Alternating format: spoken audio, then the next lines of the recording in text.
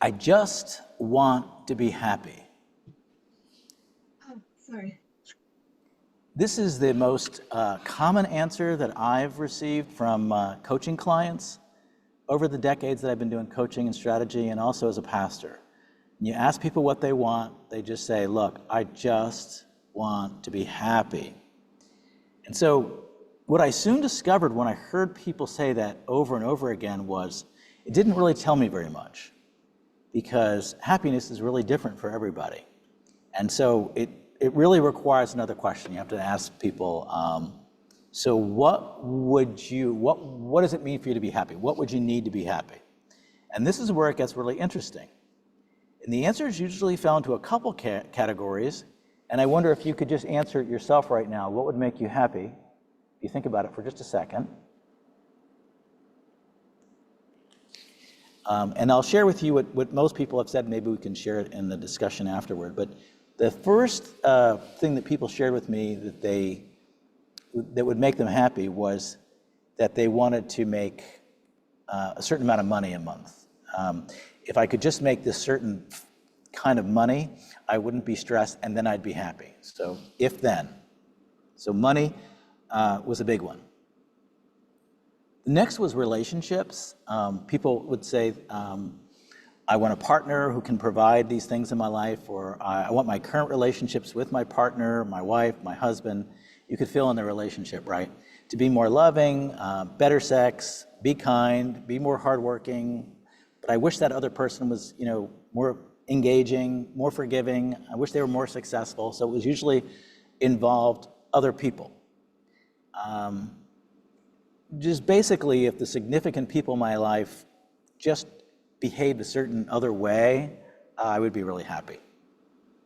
Another one was kids. If my kids would just be more happy, more successful and secure, I'd be happy. So it was money, and then it was relationships, and the third area was often around physical appearances.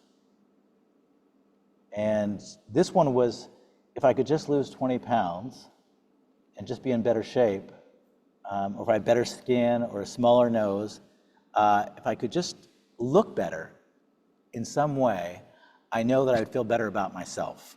So if I could just, have that change my physical appearance. That was a very common one. And then another one along the same lines was if,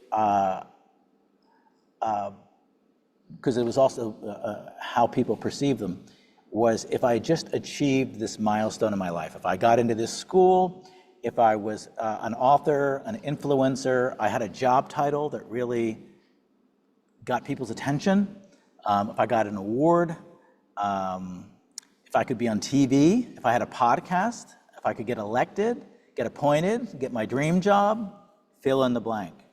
But it was really about being recognized. If the world would recognize me, I would be happy. And then people also focused on causes that they cared about. If my political party wins, if my cause is achieved, fill in the blank. Climate change, hunger, peace. If these changes happen in the world, then I could be happy. So happiness, when we dig a bit deeper, is often driven by deep needs, things that we want to have happen in the world. And if only these things would happen, we would be happy. If they're not going to happen, I'm not going to be happy. So the ones around money, relationships, appearances, being well known, and fighting for causes were the most common ones. And when I looked a little deeper, they often boiled down to 3 needs. And it's interesting that these needs are the same ones that came up in my series this week, which is, I've been preaching from this book on conscious leadership, and we're up to number 11, can you believe it? And this one is really focused on sourcing our needs for security, our needs for approval, and our needs for control. And if you look below the examples that I just gave, you see that that's really what's driving a lot of that, I'll be happy if I can get those things outside of myself. And we source them outside of ourselves. So security is a good, to start with, is important. Usually that was the one that I talked about that was around money, but it can come up a whole lot of different ways. But security is something very natural that we want. We're wired for it, right? Survival. So we're constantly like always checking and seeing if we're going to be safe. And in America today, where most of us are, or North America, money tends to be a very common place, and having an income stream seems to be the place that people really want to talk about. Now, this is an interesting one. Money's interesting because I do ask clients, I would say, okay, first of all, I'll just say the clients who I'm talking about, in the state they're in when they're talking to me, are always financially safe. So that's kind of interesting, but they're very worried about money. So I always say, okay, let's go through worst case scenarios. Let's just go through it. What happens if money falls apart? And then I say, so you lose your job. Then what happens? Well, I apply for another job. Okay, but you don't get another job. Then what happens? Oh my gosh, then I can't pay my rent. Well, then what happens? Well, then I have to call, through gritted teeth, I have to call my family. Oh, geez. I might have to move in with a friend. I'll try a friend first. Then I have to go to family. This is embarrassing. Okay, so now what happens? So now let's just say that they don't want you. Nobody offers you a place. You can't get a job. Then what happens? Well, usually when you go through this exercise with people, they almost always end up living under a bridge in a box. Everybody ends up under a bridge in a box. And so then I would just say, okay, so what do you think the chances of that, like considering what you're worried about now, what are the chances on a scale of 1 to 10, 10 being very likely, 1 being very unlikely? So to a person, everybody said 1. I had to go through so many different things, but they were obsessed and worried about the lack of funds. And then when I would say, how are you in this moment right now as far as security? And they would say, I'm actually fine. So what we're doing when we are looking for that, constantly anxious about that outside of ourselves, imagining very negative scenarios, and thinking that our worrying is actually helping us be more secure because we're being more diligent, we're being more conscientious, but in reality, people in the moment have fear and anxiety and stress about things that have not happened, and they say are very unlikely to happen. And I believe it was Mark Twain who said something like, worrying is paying interest on a debt that you don't owe, something to that effect, but we are actually paying interest on something we don't even own.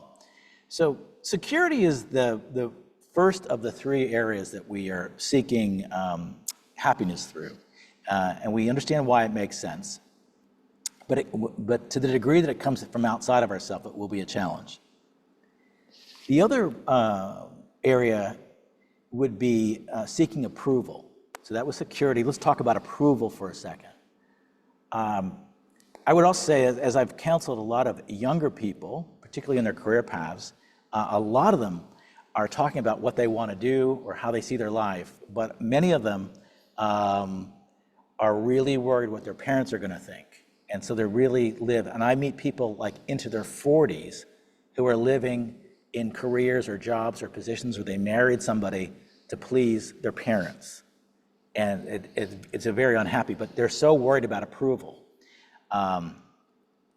So approval is a really big thing that we are all, at some of us are more or less, but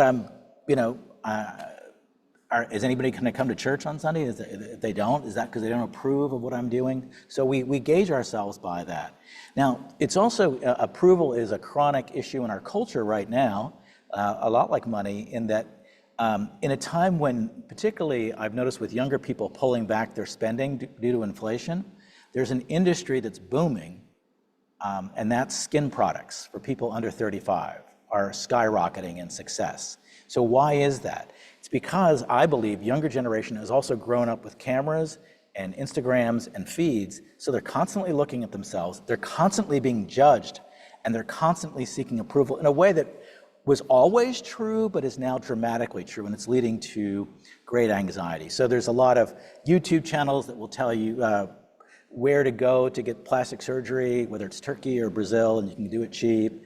And these are people under 30. Botox that freezes your wrinkles, that's very popular for people now. Not very popular, but it's surprisingly popular for people under 30. So the pressure to look good is also, it's nice that we go to the gym or we stay in shape or we eat the right foods, but often that's also because we're trying to seek the approval of others. It's outside of us. I just read an article recently where this last week, you may have seen it, it said, what was the worst big expense that you spent in your life? And people were talking about their $15,000 watches. I don't get it. But it's a thing. There are $15,000 watches. But then they all said, the reason I did it was I was trying to send a signal to everybody. Look at me, I've arrived, I'm successful, I've got this watch. I'm gonna make sure I put it down on the table so you see that it, and sadly, if you don't recognize what an expensive watch, it doesn't work. So our looks, our appearances, how we're positioning ourselves. Also, I notice in politics, we're seeking approval from others. It is a really interesting phenomena. If you are a Republican and you move to a very Democrat area, over time, you'll probably switch into the other party because you'll just want to fit in. And so why do you see in certain areas people live and then they kind of evolve? Same thing as the other way. If you're a Democrat, you move into a very hardcore Republican, it's harder to kind of just be your own self. You don't want to start arguments, so you just kind of gradually seek approval and see if you can fit in.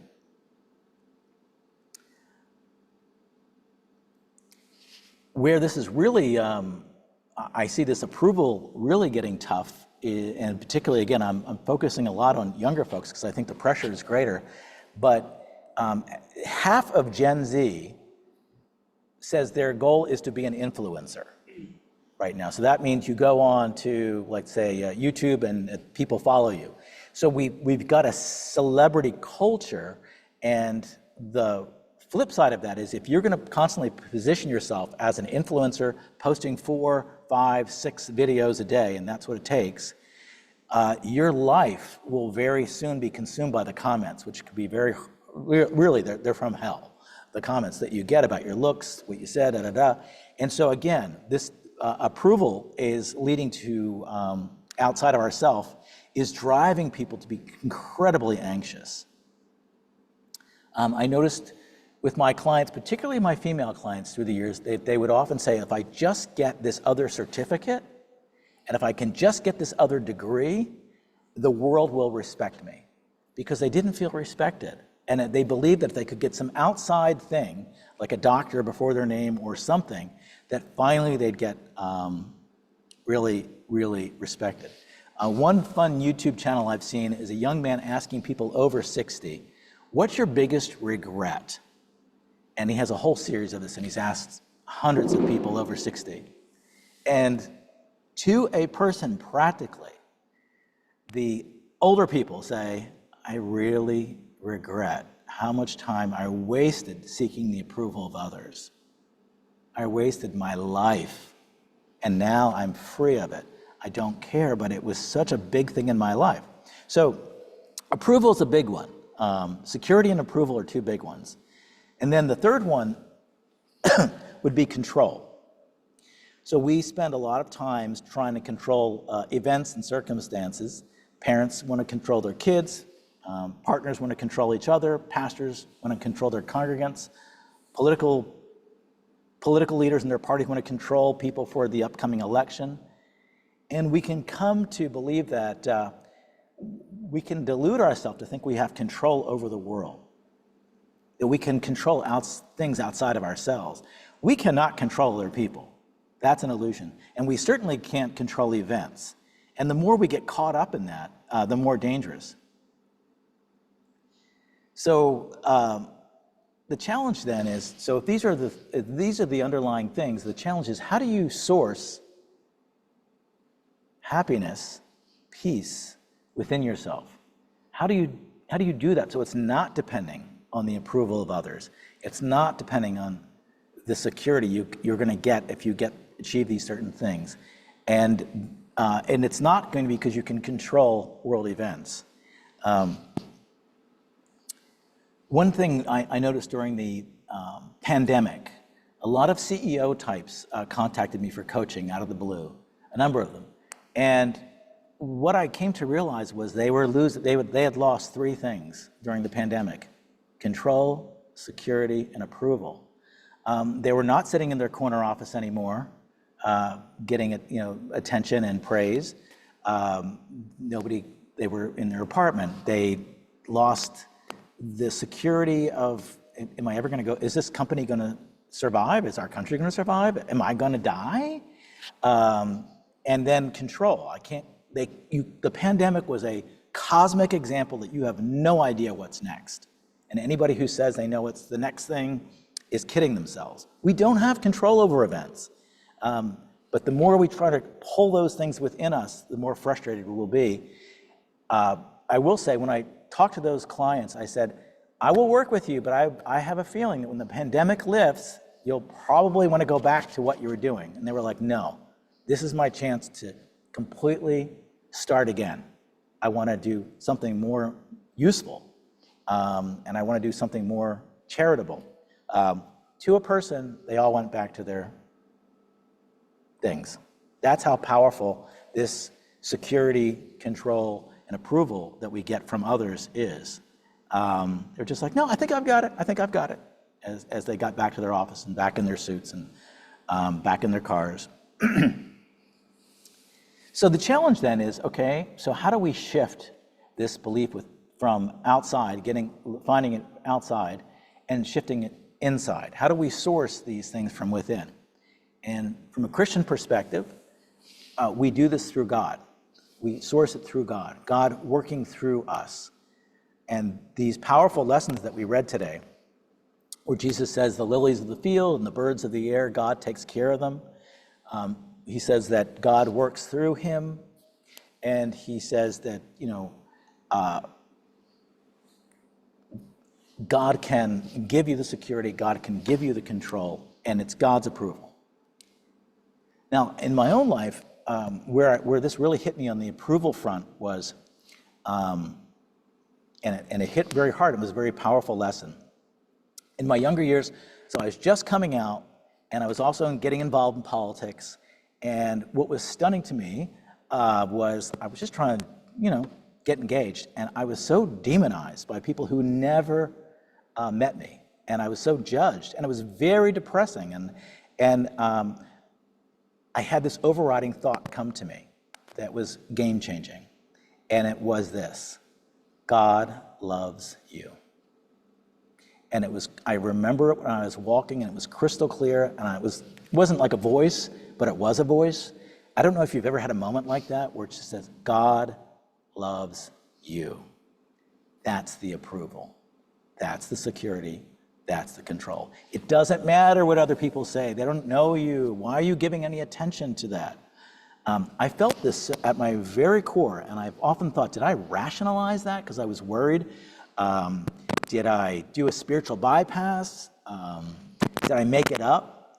But it's incredibly, incredibly real to me and very profound. And when people who are very intellectual will debate me, and they'll say, like, you seem like a smart guy, I can't believe you're into Christianity, it sounds so stupid. And they want to argue about the Gospels or the resurrection story or whatever. I have to explain to them, but my faith is much more of an experience of the transcendent Christ than it is any kind of knowledge that I have. And I have studied, and I'll never study enough. But I do have that experience of the source of peace in my life is from God, that God lets me know that God is in control. God is my security, and that's the approval, that I'm loved. I'm loved with all my quirks and my mistakes. So now I would say the approval was a powerful moment. I would say on the security end and on the, particularly in the security, I have very often been obsessed with money and worrying about money and stressed about money. So I'm working on it. But it's I have discovered that to the degree that we can source this through God, that's when we tap into the peace that passes all understanding. That's what it means. And that when you're in it, if you've ever experienced it, and I'd be curious if anybody's experienced it, you describe it as flow. You are in flow. Suddenly, it doesn't matter what people think. Suddenly, the finances are going to work out, or whatever the security issue is. And you know that you're loved. Doesn't matter what they say. They don't know me. They don't even know me. Why would I care? Why do we care? So I think that that's the very powerful message. And when Swedenborg gives a peek into the other world, which he does, and it's so fascinating, he says that there's certain people that come across and they live their life seeking approval, being maybe philanthropists, being by all standards like really great people, but that wasn't the reason they did it. They did it all for approval. And their love was not really to serve others. Their love, and it's revealed that it was fake, and that they were doing it for purposes that were not clear. And that's revealed to people as we go through a life review of what our motivations are. So our motivations, we want to shift those and be of service to others genuinely wanting to love. I think of this passage, another passage we've talked about, a lot of the passage of Jesus today, but another one is he says, we must be like children to enter the kingdom of heaven. And I do think that as we develop our spiritual life, we can also tap into that innocence of a child and experience that trust that children have in their parents. So next time you're stressed out by your lack of control, your lack of security, or lack of approval, just take a minute and ask yourself, in that moment, is that real? Like, is that really what's going on? And ask yourself, is this something that God can provide? And watch, your mind will dart around to the past, and your mind will dart around to the future, but try to stay in the present. And just ask yourself, in the present, am I secure? Can I trust in God? Do I feel close to God? Do I have a peace that passes understanding? Can I get into the flow? Resist those temptations to let the anxiety of the future or the trauma of the past affect the present. Just ask it in the present. And you will find yourself, when you really do this, you'll find yourself in the flow, a flow that you really can't explain. And it is the source that God is in control, God is security, and God loves all of us. Amen.